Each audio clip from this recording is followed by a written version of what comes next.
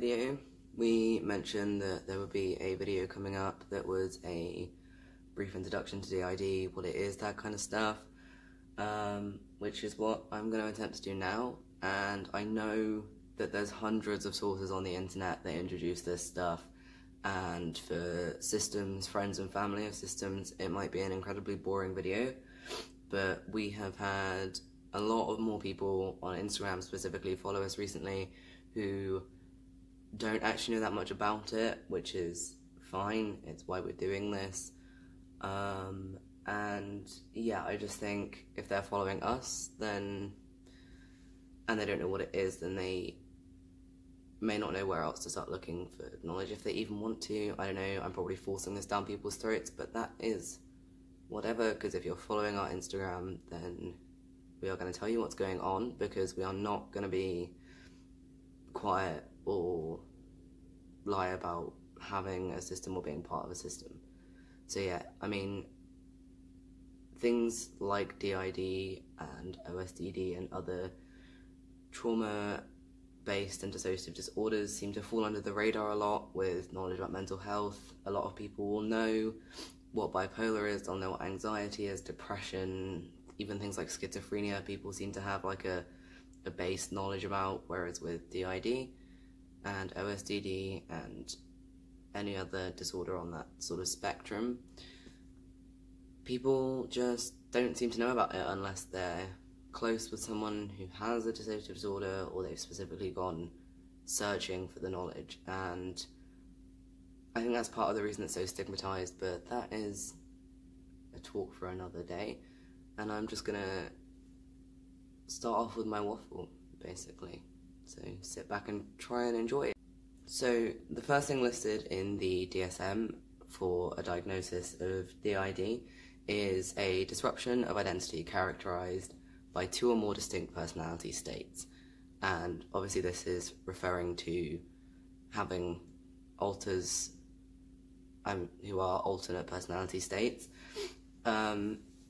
It formerly, I don't know when it stopped being known as it, but it was known as multiple personality disorder, and that is usually how we start with explaining it to people. We're like, it used to be called multiple personality disorder, so that kind of makes it a little bit more self-explanatory because it's less of a mouthful, and you hear multiple personalities, you kind of think, oh, that's more than one personality state.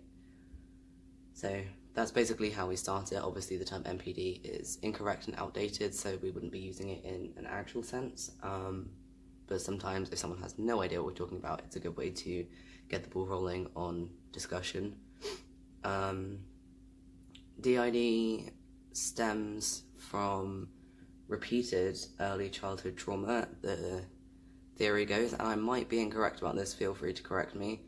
The theory goes that you are not born with one set personality state. As you grow up and as you are raised, it kind of like all comes together into one, whereas if that sort of integration, potentially the wrong word, is interrupted by trauma and stress, then alters develop, they split off to cope with certain events. So it's kind of if you constantly have so much being thrown at you and no way to escape it or nowhere to find support, that alters develop in order to help you cope and get through things you otherwise wouldn't be able to alone. So yeah, it's a coping mechanism, and it is an escape and form of protection for young children who are going through extreme adverse childhood experiences. I mean, personally, I think it's an extremely clever and amazing thing that the brain can do, and I am grateful every day for my system, even though we squabble like children, fall out, have disagreements and all that kind of stuff.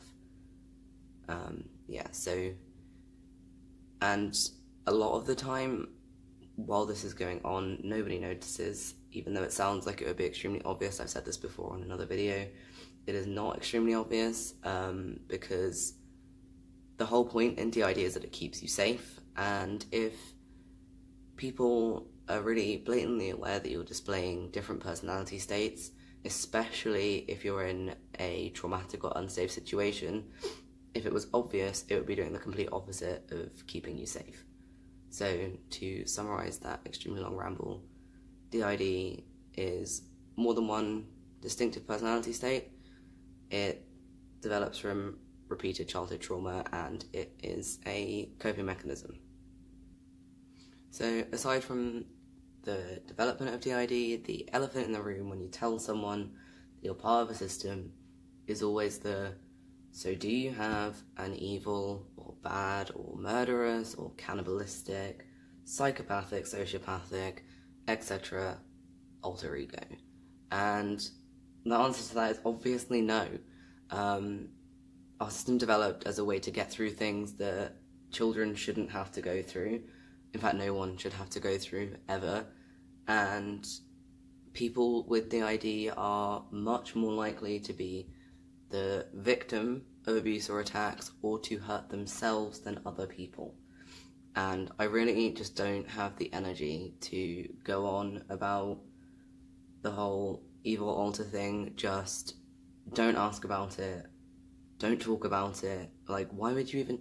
Just don't bring it up. It is the most common, awful, ridiculous thing alongside, so what? You're like the guy from Split, or Jekyll and Hyde, or Psycho, or any other number of things where people with DID are demonized because they have one sweet, loving, caring host and then a horrible, evil, freaking immortal, naked teenage girl eating beast of an altar.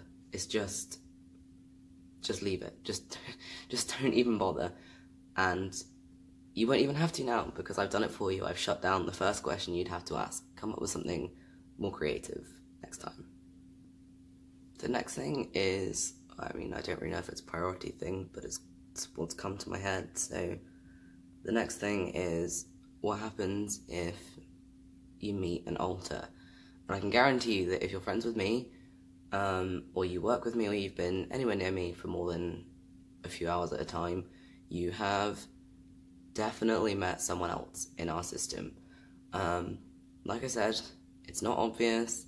I can guarantee you that you didn't notice, and that's fine. That's how it's meant to be. But if an alter explicitly introduces themselves to you and they're comfortable being around you, just be nice to them. Check, for example, how old they are is always a good one.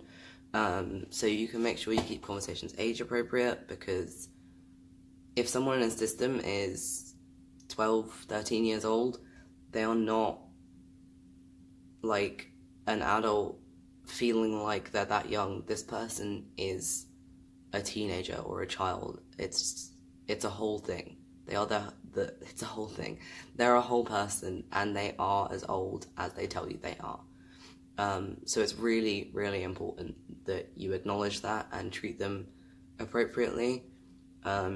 Sometimes it can be really disorientating if you suddenly get thrown to the front mid-conversation with someone, or like mid-doing something. So if you notice someone's distressed, it's good to just remind them where they are, like what's happening. Check they're okay. I mean, some people don't like to be smothered, some people don't like you to know it's them that's out. Everyone's different, every altar's different, every system's different. So learning how to cope with the whole system and individuals within that system, if you're close with someone who has DID, that is really important. It sounds like a lot, but people pick it up super fast that we're friends with. So yeah, make sure the primary thing here is you treat alters age appropriately, because you wouldn't talk about adult things to your 12-year-old sister, so don't do it to the 12-year-old alter in somebody else's system. Don't ask about trauma. So I think the primary thing to take from this video is that you just shouldn't be an asshole. I mean, if someone turns around to you and says, I have a dissociative disorder, they are immediately also opening up to you about the fact that they have experienced extreme adversity and trauma in their lives. And that alone makes them vulnerable. So if you turn around then and make the assumption that they have an evil alter ego, or they're like the guy from Split, or anything along those lines, you are just adding to the fear that the stigma about things like DID is so deeply ingrained in people that we just shouldn't ever open up about it. And, you know, the same thing goes for, well, if you have DID, I know about it because I've never seen it, and the whole point is that you never see it. The whole point in our existence is that we don't tell you we're here unless we want you to know that we are here. And people just don't seem to realize that I can go out for hours or days at a time and hang out with people and do a job and do university work without anybody noticing. If it was obvious, it would not be a good method of protection. And, you know, I'm not a child-eating man-beast who steals teenage girls and eats their legs and lives under a zoo, or... You get the idea. I'm not. I am a 17-year-old teenage boy who likes comics and knitted sweaters. And, you know, I know that sounds so terrifying, so stay away from me, because I'm probably a murderer on the inside. Never trust a guy who wears turtlenecks, I guess. But yeah, don't tell us we're faking. We worry about that every day anyway. And don't tell us that you would have known. Don't ask us about our trauma. It's not that difficult to just not be a dick. We're here because we've been dealing with assholes for the last 20 years. And we're gonna notice if you're another asshole, and we're just not gonna tell you about us. But if you show compassion and you show friendship and a willingness to try and understand something new, then it can be so helpful and great to know that you have someone else who has your back when you spend so many years of your life knowing that nobody has your back, and that's why you developed a system. So yeah, try not to be a dick, and I hope this was at least vaguely useful for some people. Probably not, because I'm pretty sure it's only DID accounts who are watching us, but c'est la vie, and I will catch up with you all soon, hopefully.